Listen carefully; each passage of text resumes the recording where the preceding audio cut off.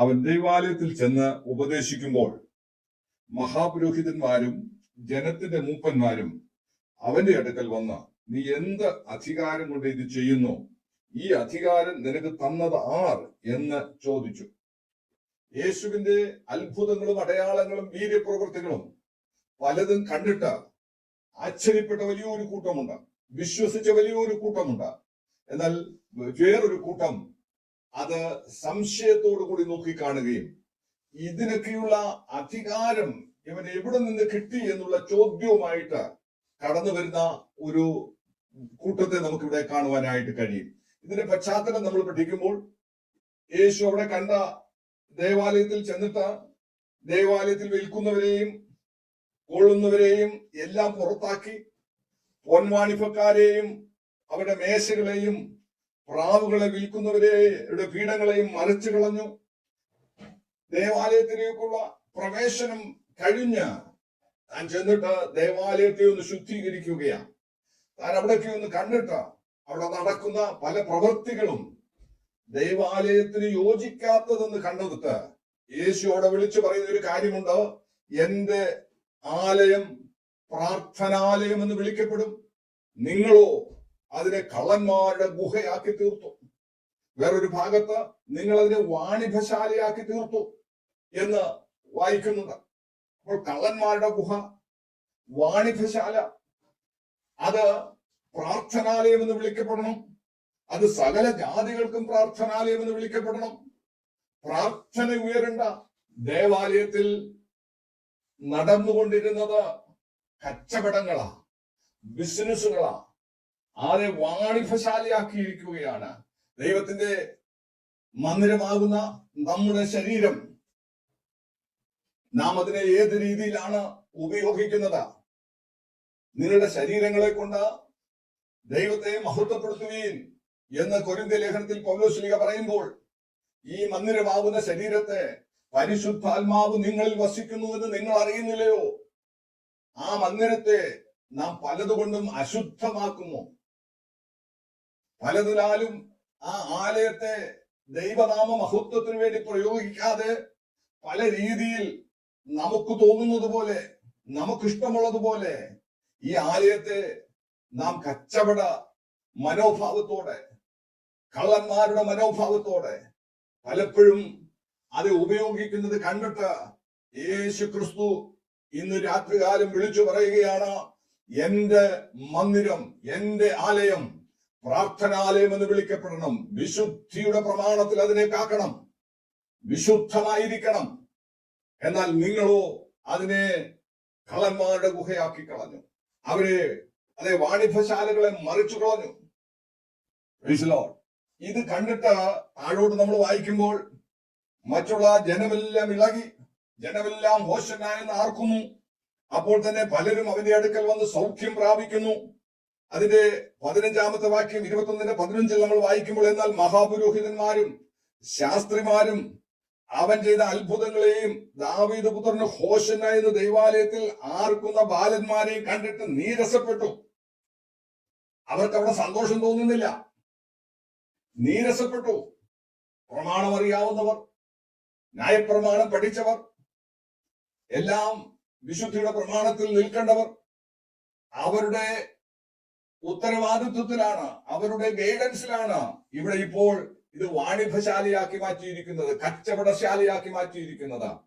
എന്ന് പറഞ്ഞാൽ ആ സമൂഹത്തിലെ ഉയർന്ന സ്ഥാനത്ത് നിൽക്കുന്ന, ആത്മീയരെന്ന് നടിക്കുന്ന നേതാക്കന്മാരുടെ നിയോഗത്താൽ ഇന്ന് ദൈവസഭ പലപ്പോഴും നോക്കിയാൽ കച്ചവട സ്ഥാപനങ്ങളായി മാറിയിരിക്കുകയാണ്. മത്സരവും വഴക്കും കേസും എന്ന് വേണ്ട ഏതെല്ലാം രീതിയിൽ ദൈവനാമം ദുഷിക്കപ്പെടാമോ ആ തരത്തിലൊക്കെ ദൈവനാമം ദുഷിച്ചുകൊണ്ടിരിക്കുന്ന ഒരു കാലയളവ്. അയ്യോ, മനുഷ്യപുത്രൻ വരുമ്പോൾ ഭൂമിയിൽ വിശ്വാസം കണ്ടെത്തുമോ? സ്നേഹം തണുത്തുകൊണ്ടിരിക്കുന്നു. ദൈവത്തിന് സ്തോത്രം. ഇവിടെ ഞാൻ വായിച്ച കുറിവാക്യത്തിലേക്ക് കടന്നു വരട്ടെ. യേശുവിന്റെ അധികാരത്തെ ചോദ്യം ചെയ്യുകയാണ്. എന്ത് അധികാരം കൊണ്ട് നീ ഇത് ചെയ്യുന്നു? എന്നാൽ പരീശന്മാരും ശാസ്ത്രിമാരും വേദശാസ്ത്രിമാർ അവർ ന്യായപ്രമാണം പഠിച്ചവരാണ്. രാജാവായി പിറന്നവൻ എവിടെ എന്ന് ചോദിച്ചപ്പോൾ ഈ പറഞ്ഞ കൂട്ടരെ വിളിച്ചു വരുത്തിയത് പ്രമാണത്തിൽ നിന്ന്, മീഖാ പ്രവചനത്തിൽ നിന്ന് ഒരു വാക്യം എടുത്ത് അവർ പറഞ്ഞു, അല്ലെങ്കിൽ ഇസ്രായേലിനെ നയിക്കേണ്ടവൻ ബേത്ലഹേമിലാണ് ജനിക്കേണ്ടത്. വചനം അറിയാഞ്ഞിട്ടല്ല, എന്നാൽ ഗ്രഹിക്കുന്നില്ല. ഈ അധികാരം എവിടെ നിന്ന് വന്നു അവർക്ക് മനസ്സിലാകുന്നില്ല. എന്നാൽ ഒരു ജാതീയനായ, അതേ മത്തായിയുടെ സുവിശേഷം 8-ാം അധ്യായം ആ 8-ാമത്തെ വാക്യത്തിൽ നമ്മൾ വായിക്കുമ്പോൾ, ജാതീയനായ ഒരു ശതാധിപൻ, റോമാ സാമ്രാജ്യത്തിലെ 100 പേർക്ക് അധിപനായ ഒരു സേനാനായകനാണ്. തന്റെ ബാല്യക്കാരന് സുഖമില്ല. താൻ ചിലരെയൊക്കെ അയച്ചു, പിന്നീട് താൻ തനിയെ വന്നു എന്നാണ് ഒരു ഭാഗത്ത് എഴുതിയിരിക്കുന്നത്. യേശു പറഞ്ഞു, ഞാൻ വന്ന് അവനെ സൗഖ്യമാക്കാം. എന്നാൽ അവൻ പറഞ്ഞ മറുപടി നമുക്ക് എല്ലാവർക്കും അറിയാം. കർത്താവേ, നീ എന്റെ പുരക്കകത്ത് വരാൻ ഞാൻ യോഗ്യനല്ല. ഞാനും അധികാരത്തിന് കീഴിലുള്ള മനുഷ്യനാണ്. ഞാൻ ഒരുവനോട് വരാൻ പറഞ്ഞാൽ വരുന്നു, ഒരുവനോട് പോക എന്ന് പറഞ്ഞാൽ പോകുന്നു. നീ ഒരു വാക്ക് കൽപ്പിച്ചാൽ എന്റെ ബാല്യക്കാരന് സൗഖ്യം വരും. ഹല്ലേലൂയ. യേശുക്രിസ്തുവിലുള്ള അധികാരത്തെ തിരിച്ചറിഞ്ഞൊരു ജാതീയനായ ശതാധിപൻ വിളിച്ചു പറയുകയാണ്, നിനക്ക് അധികാരമുണ്ട്. നീ എന്റെ പുരയ്ക്കകത്ത് വരേണ്ട ആവശ്യമില്ല. നീ ഒരു വാക്ക് കൽപ്പിച്ചാൽ ഇന്ന് വിടുതല. നിങ്ങളുടെ ഭവനത്തിന്റെ ഉള്ളറകളിൽ, നിങ്ങളുടെ ഹോസ്പിറ്റൽ ബെഡിൽ, നിങ്ങൾ ആയിരിക്കുന്ന ഏത് അവസ്ഥയിലും യേശുവിന് നിങ്ങളെ വിടുവിപ്പാൻ കഴിയും. വിശ്വസിക്കുന്നവർ ദൈവസന്നിധിയിലേക്ക് ഏൽപ്പിച്ചു കൊടുത്ത് കരമുയർത്തി ഒന്ന് സ്തുതിച്ചാട്ടെ. അതേ കർത്താവേ, നിനക്ക് കഴിയും. നിനക്ക് കഴിയാത്തതായി ഒന്നുമില്ല. ഇന്ന് രാത്രികാലം എന്നെ വിടുവിപ്പാൻ നിനക്ക് കഴിയും കർത്താവേ. ഓ, അവന് കഴിയാത്തതായി ഒന്നുമില്ല. 8:10 മത്തായിയുടെ സുവിശേഷം 8:10 എടുത്ത് വായിക്കുമ്പോൾ, യേശു അത് കേട്ടിട്ട് അതിശയിച്ചു. പിൻചെല്ലുന്നവരോട് പറഞ്ഞത്, ഇസ്രായേലിൽ കൂടെ ഇത്ര വലിയ വിശ്വാസം കണ്ടിട്ടില്ല എന്ന് ഞാൻ സത്യമായിട്ടും നിങ്ങളോട് പറയുന്നു. നോക്കിയാട്ടെ, യേശു സത്യം സത്യം എന്ന് പറഞ്ഞ, അഥവാ ആമീൻ ആമീൻ എന്ന് പറഞ്ഞ പല കാര്യങ്ങളുണ്ട്. ഇവിടെ ഇതാ ഒരു ജാതീയ മനുഷ്യന്റെ വിശ്വാസത്തെ കണ്ടിട്ട് അതിശയിച്ചു. എന്നാൽ വേറൊരു ഭാഗത്ത് എഴുതിയിട്ടുണ്ട്, താൻ ജനിച്ചു വളർന്ന ഗലീലയിൽ വന്നു, കഫർന്നഹൂമിലെത്തി. അവരുടെ അവിശ്വാസം കണ്ടിട്ട് അവൻ അതിശയിച്ചു എന്ന് വായിക്കുന്നുണ്ട്. ഇന്ന് രാത്രികാലം എന്ത് കണ്ടിട്ടാ എന്റെ യേശു അതിശയിക്കുന്നത്?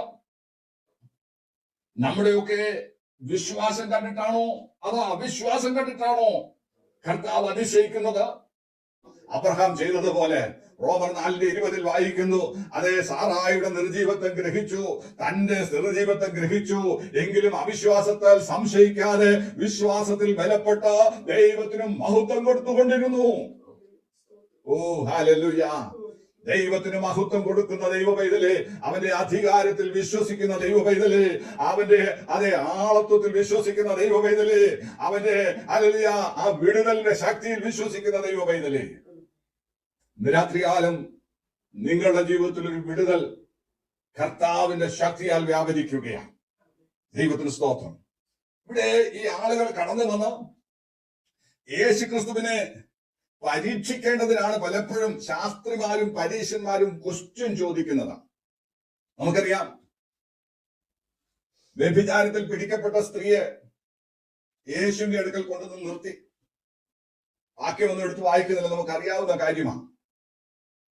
എന്നിട്ട് അവരൊരു ചോദ്യം യേശുവിനോട് ചോദിക്കുക, ഗുരു, മോശയുടെ ന്യായപ്രമാണം അനുസരിച്ച് വ്യഭിചാരിണികളെ കല്ലെറിഞ്ഞു കൊല്ലണമെന്നാണ്, നീ എന്തു പറയുന്നു? അതും തന്നെ പരീക്ഷിച്ച് ചോദിച്ച ചോദ്യമാണ്. അവിടെ 3 കാര്യങ്ങളുണ്ട്. ഒന്ന്, കല്ലെറിഞ്ഞു കൊല്ലണമെന്ന് മോശയുടെ ന്യായപ്രമാണം പറയുമ്പോൾ അതനുസരിച്ച് കല്ലെറിഞ്ഞു കൊല്ലാൻ പറഞ്ഞാൽ അത് അന്നത്തെ ഭരണഘടന, റോമാ സാമ്രാജ്യത്തിന്റെ ഭരണഘടന അനുസരിച്ച് വേറെ ആർക്കും കൊല്ലാനുള്ള അധികാരമില്ല. റോമാ ഗവൺമെന്റിന് മാത്രമേ ഒരാളെ കൊല്ലാനുള്ള അധികാരമുള്ളൂ. അത് നമുക്ക് യേശുക്രിസ്തുവിന്റെ ആ അനുഭവത്തിലൂടെ നമുക്കറിയാം. മഹാപുരോഹിതന്റെ അടുക്കൽ കൊണ്ടുവന്ന് വിസ്തരിച്ചു. അവിടെയും പറഞ്ഞ് അവനെ ക്രൂശിക്ക. ഹെരോദാവിന്റെ അടുക്കൽ കൊണ്ടുപോയി വിസ്തരിച്ചു. പീലാത്തോസിന്റെ അടുക്കൽ വീണ്ടും മടക്കി അയച്ചു. അവിടെയും പറയുന്നത് അവനെ ക്രൂശിക്ക കൊല്ലുക. എന്തേ മഹാപുരോഹിത, നിനക്ക് കൊല്ലാനുള്ള അധികാരമില്ലേ? എന്താ ഹെരോദാവേ, നിനക്ക് കൊല്ലാനുള്ള അധികാരമില്ലേ? ഇല്ല. ആ രാജ്യത്തെ നിയമം അനുസരിച്ച് റോമാ ഗവൺമെന്റിന് മാത്രമേ ഒരാളെ കൊല്ലാൻ അധികാരമുള്ളൂ. അതുകൊണ്ട് എല്ലാവരും വിസ്തരിച്ചിട്ട് മടക്കി പീലാത്തോസിന്റെ അടുക്കൽ കൊണ്ടുവന്നത്. പീലാത്തോസാണ് അവനെ കൊല്ലുവാൻ ഏൽപ്പിച്ചു കൊടുത്തത്. ഇവിടെയും അത് തന്നെയാ. യേശു കൊല്ലാൻ പറഞ്ഞാൽ ആ രാജ്യത്തെ നിയമത്തിന് വിരുദ്ധമായി പറഞ്ഞു. കൊല്ലണ്ട എന്ന് പറഞ്ഞാൽ മോശയുടെ ന്യായപ്രമാണത്തിന് വിരുദ്ധമായി പറഞ്ഞു. അപ്പോൾ ഒന്നും ചെയ്യാൻ പറ്റത്തില്ല. എന്നാൽ യേശു എന്താ ചെയ്തത്? കുനിഞ്ഞ് കല്ലുകൊണ്ട് നിലത്ത് ഓരോരുത്തരുടെ പാപങ്ങളെ എഴുതിക്കൊണ്ടിരുന്നു. മുതിർന്നവർ മുതൽ ഇളയവർ വരെ വന്നു നോക്കി കല്ലിട്ടിട്ട് കടന്നുപോയി. യേശുവിന്റെ അടുക്കൽ കുടുക്കു ചോദ്യം ചോദിച്ചുകൊണ്ടുവരുന്ന എല്ലാവരുടെയും വായടപ്പിച്ച ദൈവത്തിന്റെ സാമർത്ഥ്യം. ഇന്ന് കർത്താവിന്റെ പരിശുദ്ധാത്മാവ് നമ്മോട് പറയുകയാണ്, നിങ്ങൾക്കെതിരായി ഉയരുന്നവരോട് എന്ത് പറയണമെന്ന് നിങ്ങൾ ആലോചിച്ചു വെക്കേണ്ടത്. പറയേണ്ടത് ആ സമയത്ത് പരിശുദ്ധാത്മാവ് നിങ്ങൾക്ക് തരും. അത് നിങ്ങളെന്ന് പറഞ്ഞാൽ മതി. ദൈവാത്മാവിനാൽ നടത്തപ്പെടുന്നവർ അത്ര ദൈവത്തിന്റെ മക്കൾ. ദൈവത്തിന് സ്തോത്രം. ഇവിടെയും അതാ സംഭവിച്ചത്. എന്ത് അധികാരം കൊണ്ടോ നീ ഇത് ചെയ്യുന്നു? അവിടെയും 3 കാര്യങ്ങളുണ്ട്. ദൈവത്തിൽ നിന്ന് എന്ന് പറഞ്ഞാൽ ഉടനെ അവർ പറയും നീ ദൈവദൂഷണം പറയുകയാണ്. മനുഷ്യരിൽ നിന്നെന്ന് പറഞ്ഞാൽ മാനുഷികമായ ഒരു അധികാരവും യേശുവിന് ആരും കൊടുത്തിട്ടില്ല. 3ാമത് റിലീജിയസ് അതോറിറ്റി എന്ന് പറഞ്ഞാൽ അവിടെയും റിലീജിയസ് അതോറിറ്റിയിൽ നിന്ന് യേശുവിന് ആരും അധികാരം കൊടുത്തിട്ടില്ല. ഇവിടെ വന്ന് ചോദ്യം ചോദിക്കുന്നവരാണ് ഈ റിലീജിയസ് അതോറിറ്റി. മഹാപുരോഹിതന്മാരും ശാസ്ത്രിമാരും ജനത്തിന്റെ മൂപ്പന്മാരും. അപ്പോൾ യേശുവിനെ അവരിൽ നിന്നൊന്നും അധികാരം കിട്ടിയിട്ടില്ല. എന്നാൽ യേശുവിന് കിട്ടിയ അധികാരം ഉയരത്തിൽ നിന്നാണ്. പീലാത്തോസിനോട് പറയുന്നുണ്ട്, എന്റെ മേൽ നിനക്കൊരധികാരവുമില്ല. ഉയരത്തിൽ നിന്ന് നിനക്ക് ലഭിച്ചില്ലെങ്കിൽ എന്റെ മേൽ നിനക്കൊരധികാരവുമില്ല. ഒരു ദൈവവൈതലിനെ സംബന്ധിച്ചിടത്തോളം നമുക്ക് ഉറച്ചു വിശ്വസിക്കാം, നമ്മുടെ തലയിൽ ഒരു മുടി പോലും കൊഴിയണമെങ്കിൽ ഉയരത്തിൽ നിന്ന് അനുമതി ലഭിച്ചാലേ പറ്റുകയുള്ളൂ. ഈ ലോകത്തിലെ ആർക്കും നമ്മെ തോടുവാൻ പറ്റുകയില്ല. സ്വർഗീയ ദൈവത്തിൽ നിന്ന് അവർക്ക് അധികാരം ലഭിക്കാതെ അവർക്ക് യാതൊരു അധികാരവും നമ്മുടെ മേലില്ല. നോക്കിയാട്ടെ, 1-2 കാര്യങ്ങൾ ഞാൻ എന്നോടുള്ള ബന്ധത്തിൽ പറഞ്ഞ് മുന്നോട്ട് പോകാം. ഇവിടെ മത്തായിയുടെ സുവിശേഷത്തിൽ അതിന്റെ 9-ാം അധ്യായം 8-ാമത്തെ വാക്യം, പക്ഷപാതക്കാരൻ 4 പേര് കിടക്കയിൽ എടുത്തുകൊണ്ട് വന്നതാ. അവരോട് മേൽക്കൂര പൊളിച്ച് യേശുവിന്റെ സന്നിധിയിലേക്ക് അവരെ ഇറക്കി വെച്ചു. ആ ഇറക്കി വെച്ചവരുടെ വിശ്വാസം കണ്ടിട്ട് യേശു പക്ഷപാതക്കാരനോട് പറയുന്ന ഒരു കാര്യമുണ്ട്. എന്താണെന്ന് നമുക്കറിയാം. മകനെ, നിന്റെ പാപങ്ങൾ ക്ഷമിച്ചു തന്നിരിക്കുന്നു. നോക്കിയാട്ടെ, അവിടെ ഒരു കുശുകുശുപ്പുണ്ടായി. ദൈവം ഒരുവനല്ലാതെ പാപങ്ങളെ ക്ഷമിപ്പാൻ ആർക്ക് കഴിയും? ഇവിടെ ഇതാ മരിച്ച് രക്തമൊഴുക്കി പാപത്തിന് പ്രായശ്ചിത്തം വരുത്തിയ യേശു ക്രിസ്തു പാപങ്ങൾക്ക് പരിഹാരം വരുത്തിയതിന് ഹൃദയം കൊണ്ട് വിശ്വസിച്ചാൽ നാം രക്ഷപ്പെടും. എന്നാൽ ഇവിടെ ഇതാ തന്റെ മരണത്തിനും ചില വർഷങ്ങൾക്ക് മുൻപ് യേശു പറയുകയാണ്, നിന്റെ പാപങ്ങളെ ഞാൻ മോചിച്ചു തന്നിരിക്കുന്നു. യേശുവിന്റെ അധികാരം അവിടെ പറയുന്നു, മനുഷ്യപുത്രന് പാപങ്ങളെ മോചിപ്പാൻ അധികാരമുണ്ട്. ആമേൻ, ഹല്ലേലൂയ. യേശുവിന്റെ അധികാരത്തെ ചോദ്യം ചെയ്യുന്ന അനേകർ ഈ കാലഘട്ടങ്ങളിൽ എഴുന്നേറ്റിരിക്കുകയാണ്. യേശുവിന് നിന്റെ പാപത്തെ ക്ഷമിക്കുവാൻ അധികാരമുണ്ട്.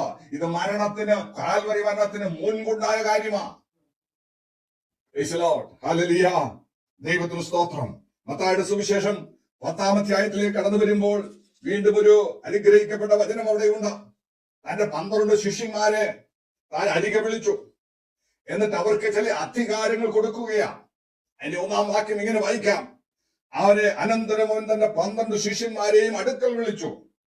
അശുദ്ധാത്മാക്കളെ പുറത്താക്കുവാനും സകലവിധ ദീനവും വ്യാധിയും പൊറുപ്പിപ്പാനും അവർക്ക് അധികാരം കൊടുത്തു. നോക്കിയാട്ടെ, അവർക്ക് അധികാരം അധികാരം ഉള്ളവന് മാത്രമേ അധികാരം കൊടുക്കാൻ പറ്റുകയുള്ളൂ. ആർക്ക് കൊടുത്തു?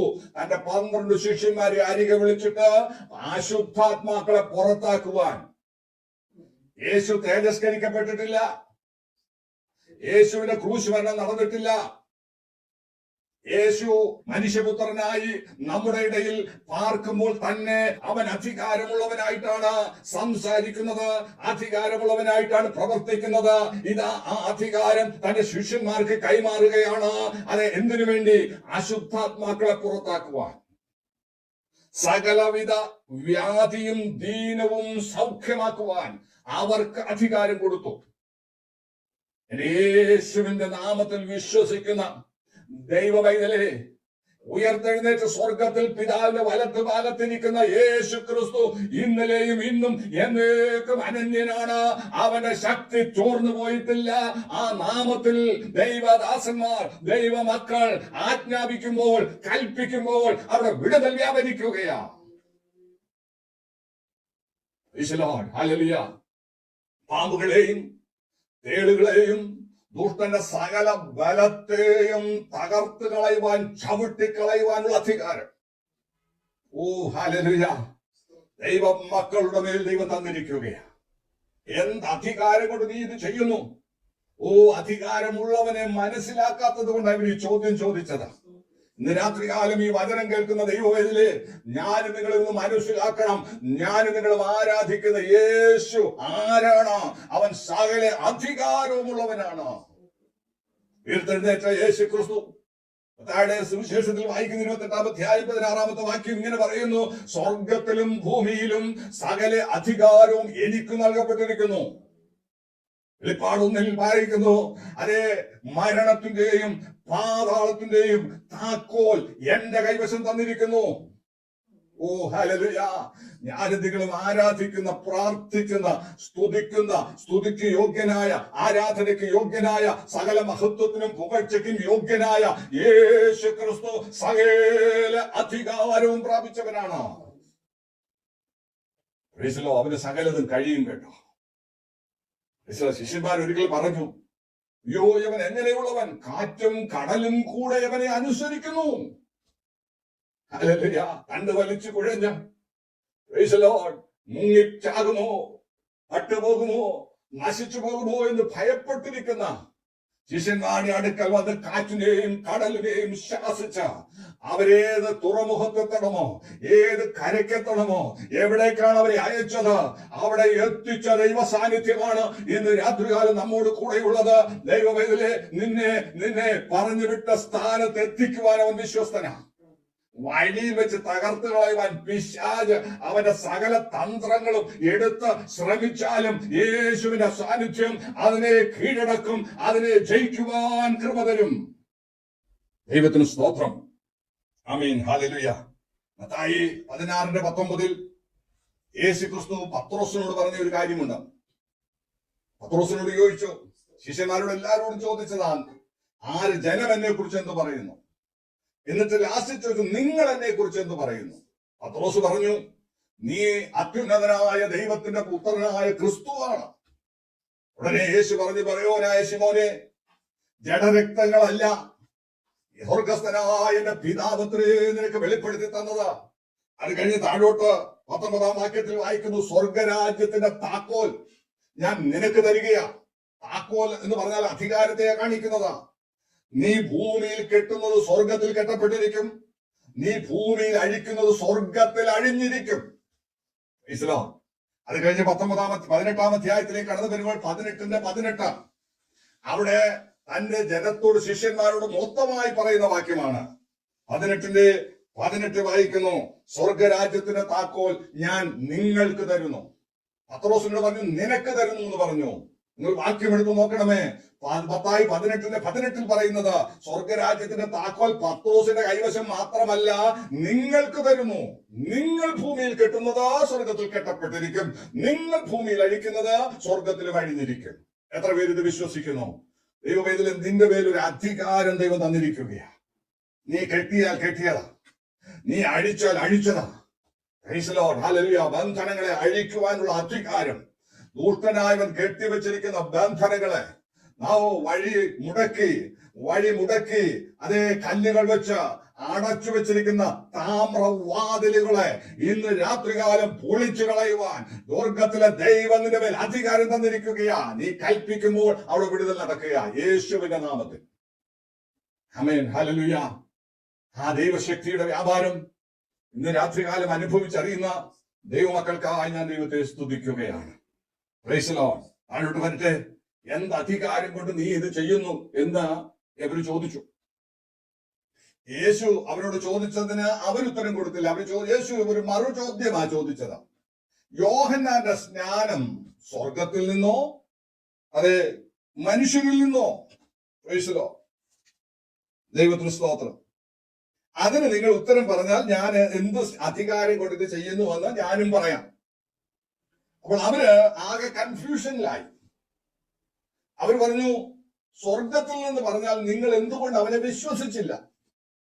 മനുഷ്യരിൽ നിന്ന് പറഞ്ഞാൽ പ്രശ്നമാകും. ജനമെല്ലാം യോഹന്നാൻ സ്നാപകനെ പ്രവാചകനെന്ന് എണ്ണുന്നു, അവര് നമ്മളെ കല്ലെറിയും, അതും പറയാൻ പറ്റത്തില്ല. അതുകൊണ്ട് ഞങ്ങൾക്ക് അറിഞ്ഞുകൂടാ എന്നൊരു ഉപാധി അവർ പറഞ്ഞു.